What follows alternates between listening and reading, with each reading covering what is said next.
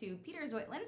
I am welcoming him to talk about his new book, Rescued: What Second Chance Dogs Teach Us About Living with Purpose, Loving with Abandon, and Finding Joy in the Little Things. Peter, thank you so much for joining us Thanks today. Thanks for having me, Molly. Glad to be in Providence. Well, we're glad to have you. We're so excited that you made the trip here. You are speaking tonight at An Unlikely Story, the bookstore in Plainville, which is a beautiful place. So if you don't get enough of Peter with us today, you can head up. You're speaking there at 7 o'clock tonight. So this is kind of a natural follow-up to your best-selling book, Rescue Road. Talk to me just a little bit about why you jumped into this book. It's a beautiful book. If you have a chance to read it, you definitely should go pick it up. I've been laughing, I've been crying as I've read this book.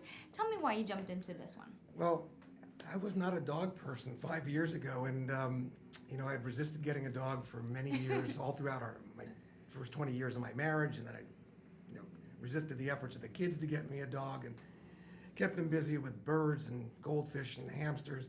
Like any parent should, right? Trying to be a good parent. But when my youngest son was about to go off to college, and I looked at this empty nest, and I felt like it was going to be too quiet, and my resistance just crumbled, and my wife and I decided to get a dog, and she introduced the idea of getting a rescue dog. I didn't even know, frankly, what she was talking about. Yeah, the word choice is kind of... A rescue dog. I honestly didn't know what it was. And we ended up adopting a 3-year-old lab mix from Louisiana who was stuck in a high-kill shelter where 9 out of 10 dogs never leave. And he was very lucky to still be alive, thanks to a volunteer. And we adopted Albie. He came into our home, and he was just the sweetest thing. And I fell head and heels in love with him. And I wanted to know more about his life. I wanted to know why I was meeting so many dogs up here. There's Albie and Selena. I wanted to know why there were so many dogs like Albie up here in the Northeast. It seemed like everybody I met walking a dog had a dog from Texas or Louisiana or Tennessee. So I wanted to learn more about him and dogs like him, and I traveled down south with the guy who had actually driven Albie north in this big rig, a guy named Greg Maley, and that resulted in a book called Rescue Road, and it was a really deep dive into the world of dog rescue. And then I wanted to write about the experience after that of actually living with these dogs. What's it like to bring them into our lives? What do they give back to us in exchange for our giving them a home? And, it's just been a terrific experience. Not every moment is a hallmark moment. I write about that in the book. There are struggles, there are difficulties, but it's been so rewarding for me to look at Albie and know that, just to look at him safe and secure. Here was a dog who was wandering alone for God knows how long. And it's just very meaningful to look at him and say, if we hadn't stepped up for him, he probably would have perished. And that's true of 1 million dogs that die every year in shelters in this country. And there was 1 million dogs wandering around the streets of Houston, Texas. Yeah. And at the same time, people were out buying dogs from puppy mills, and it makes no sense. Was your goal, let me rephrase this. A lot of people have preconceived notions about rescue dogs or shelter dogs, that they're broken or they did something to end up in shelters or in wherever they are. Did you set out to maybe change those preconceived notions, or maybe give people a different opinion of rescue dogs or second chance dogs by writing this? I actually shared those misconceptions. I was wary about adopting a rescue dog at first. I thought they'd be damaged goods, or they'd be behavioral problems, health problems. It absolutely couldn't be further from the truth. There's no guarantees when you have children. There's no guarantees whether you get a dog from a breeder, from a pet store, or through a rescue. But rescues that do this work right, they're trying to set these dogs up for success. So they're not going to hand over a dog that's got extreme behavior problems. The ones that do it right, exactly. Right, the ones that do it right. And so, if you're going to work with a rescue, get references, talk to veterinarians, find out people who have had good experiences or bad experiences with them. But it simply isn't the case that these dogs are damaged goods. We now have 3, all from Louisiana, all rescues, And there are 3 different personalities, but 3 wonderful, beautiful dogs. And you talk to people who've rescued a dog, 99.9% will tell you it's just been the greatest experience of their life. The dog is wonderful. They love the dog to death. So yes, part of my motive was to encourage people, if you're going to get a dog, don't shop for a dog. Rescue a dog. There are just so many of them just waiting, languishing, waiting for a family to step up for them. I think the way that you are able to tell the stories is pretty remarkable. And a lot of times people don't necessarily think about rescuing because they're thinking they want a certain type of dog. And what's neat about this book is that you talk about all types of dogs. You talk about labs, you talk about pit bulls, you talk about terriers, you talk about all different kinds of dogs. And what's also neat about this book is that not only are you telling the stories of these dogs, but you're telling the stories of the people, which is really heartwarming. Like I said, I have been crying. I'm at home in bed. and also you're really bringing joy telling the stories of the animals and the people. What were some of your favorite stories that either surprised you or you really found joy in being able to share? Well, some of the most poignant stories I heard were really on a subject I never intended to write about in this book. And when I outlined it, it never occurred to me, for example, to write about what it was like when a dog passes away. Yeah.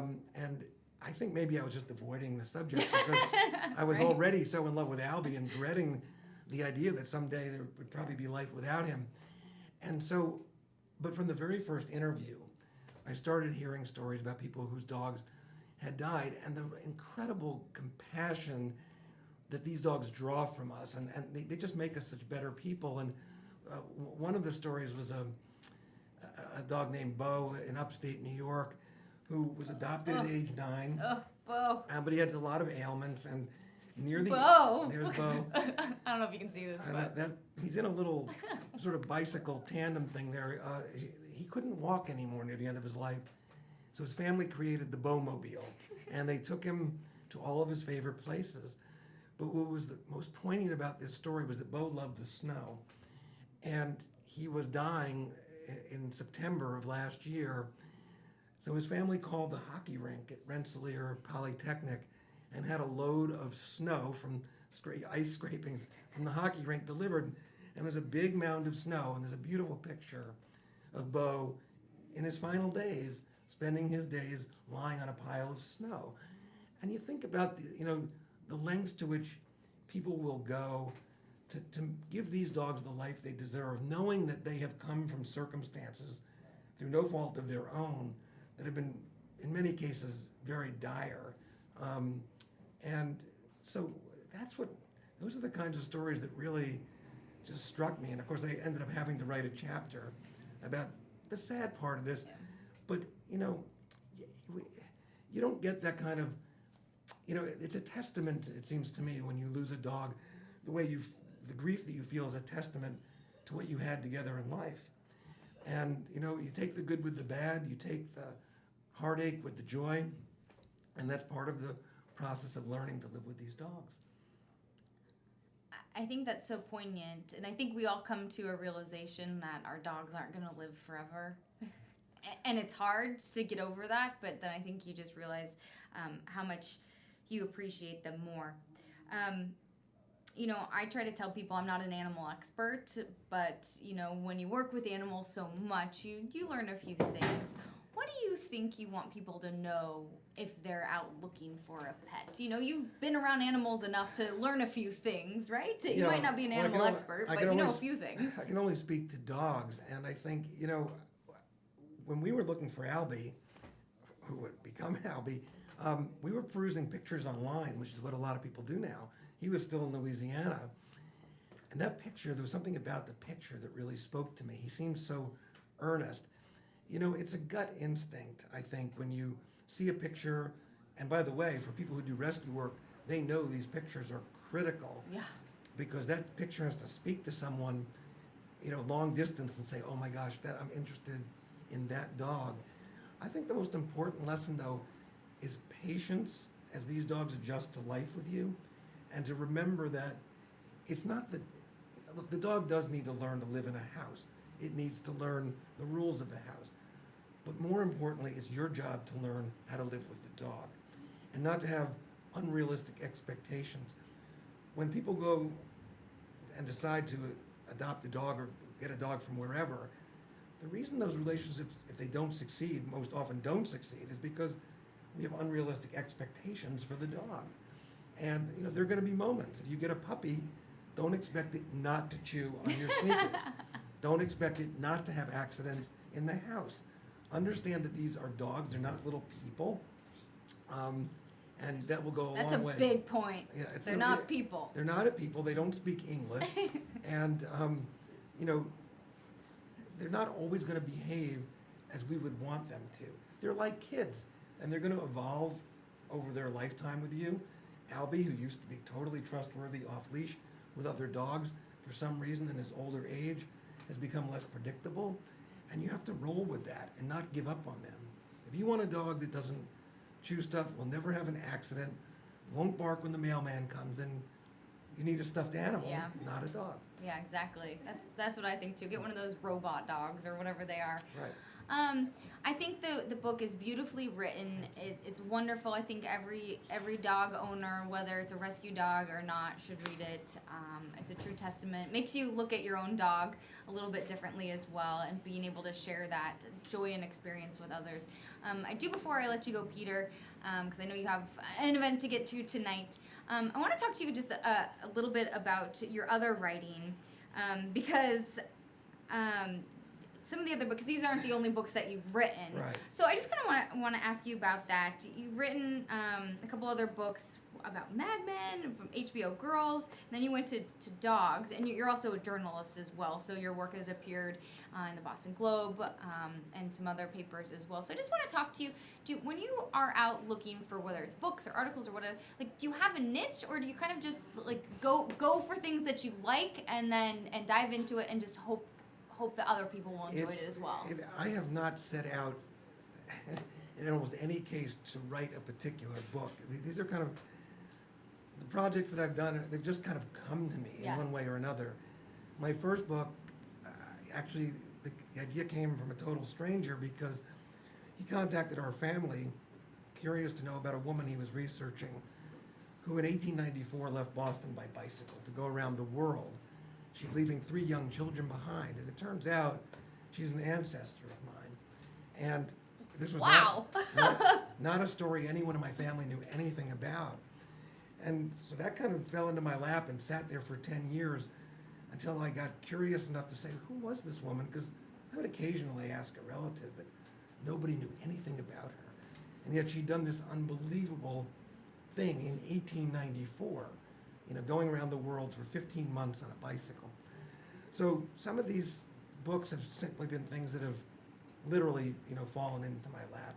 And, these last 2 books, once I was seeing the impact that Albie was having on my life, it just seemed natural to start to write about it. I mean, it literally began with a series of columns in the Christian Science Monitor and evolved into this book, actually.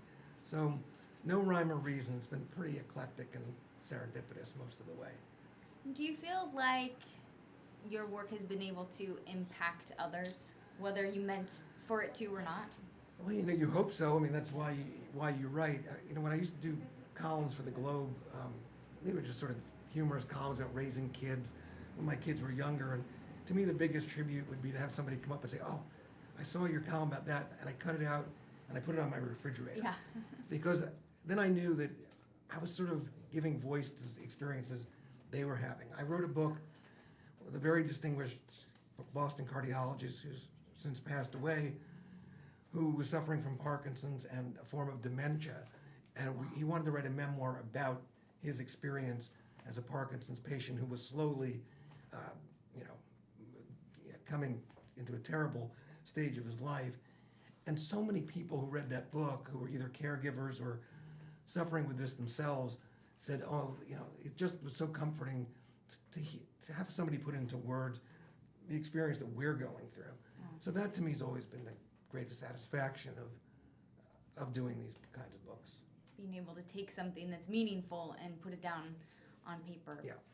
Or on ebook or Right. whatever form it is these days, Yeah, right? exactly. Being able to capture it. Well, as someone that works in animal rescue, it's always nice to be able to have someone put it in a form and share it with others and encourage adoptions in any way, shape, or form. So we appreciate that. Thank you. And I appreciate you being able to come into Go Local Live today. If you're interested and you want to know more, again, he's going to be speaking at an Unlikely Story tonight, 7 o'clock. So up in Plainville, not too far away, and it's a beautiful bookstore as well. So we always encourage that. Where do you like to get your books?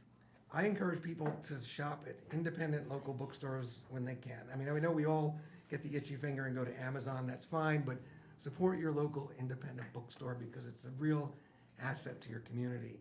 And you're lucky if you have one nearby. Yeah, and definitely. Peter Zheutlin, thank you so much for joining us today. I appreciate it. Kate Nagel kicks things off here as soon as I'm done. So thank you for joining us on Go Local Live. I'm Molly O'Brien. Thanks again for joining us. Have a great rest of